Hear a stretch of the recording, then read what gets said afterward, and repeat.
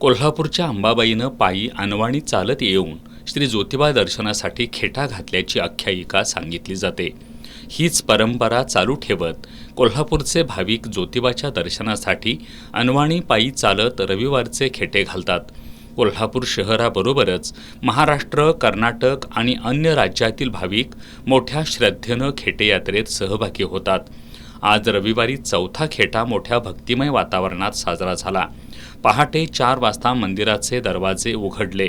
सकाळी 8 ते 9 अभिषेक, सकाळी 11 वाजता धुपारती सोहळा पार पडला। यावेळी लाखो भाविक ज्योतिबा डोंगरावर दाखल झाले होते। कोल्हापूर, वडणगे, निगवे, कुशिरे, गायमुख मार्गे ज्योतिबा मंदिरात भाविक चालत आले। ज्योतिबा डोंगराच्या पायवाटा भाविकांच्या गर्दीनं फुलून गेल्या होत्या।